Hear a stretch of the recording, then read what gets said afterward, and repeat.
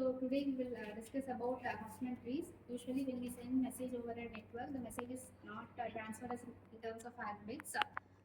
Only zeros and ones can be transferred over a network. So when the number of when the message we are transferring is huge, the number of bits which is transmitted over a network will also be large, which will cause a loss of data.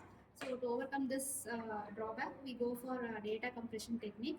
So today we'll discuss how to construct a Huffman tree to compress a given data. So let us take an example. We daily we use mobile phones and we send message to our friends and families. So let us take an example. Word banana we are sending as message. So we send as text letters, but computer will analyze it as binary code.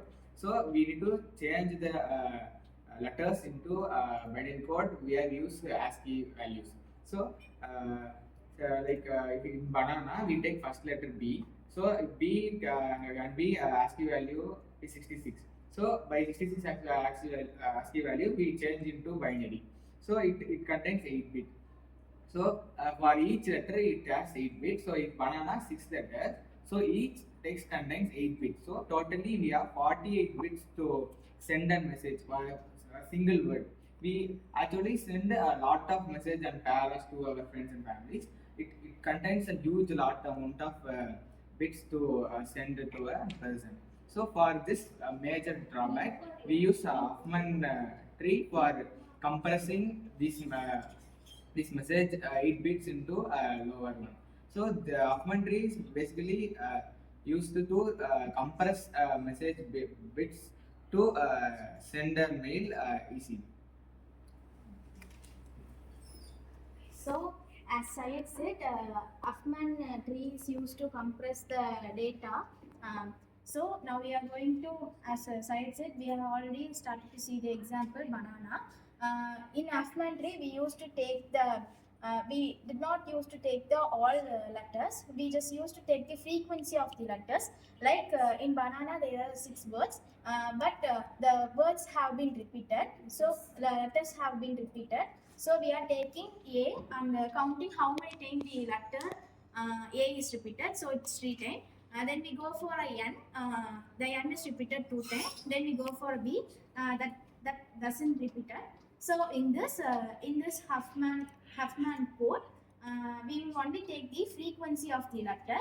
So it will able to reduce the amount of bits. So in this, if the frequency is high, the Huffman code will be smaller.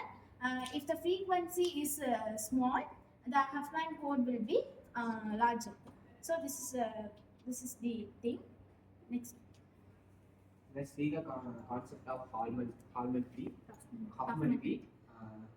Shelly set the example of banana. Now rearrange the letters. B count 1, N count 2, A count 3. The binary values are 0, 1, 1, 0, 1. Let's see the structure. 1, 2. Add the 2 values 3. Last value is 3. Add the 2 values is 6. The structure of binary code is 0.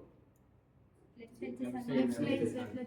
0, 1, 1. The length of the binary code is 0, 0. Is B, it's N, it's A. That is 0, 1. That is 1. That's a Huffman tree.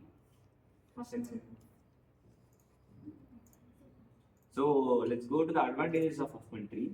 It saves space. As we know, at starting it took 48 bits, and now after doing Huffman compression, it took 14 bits. So it reduces the size of the data. Then no data loss. As we know, banana word is not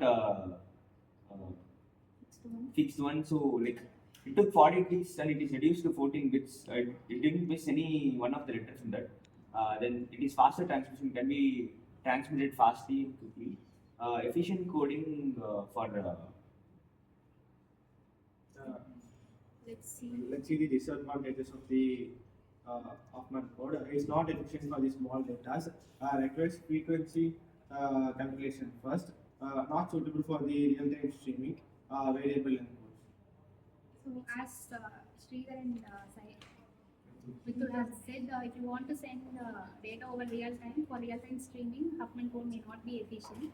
But when you are sending large amount of data, Huffman code is easier. For small amount of data, there is no use in compressing the given data.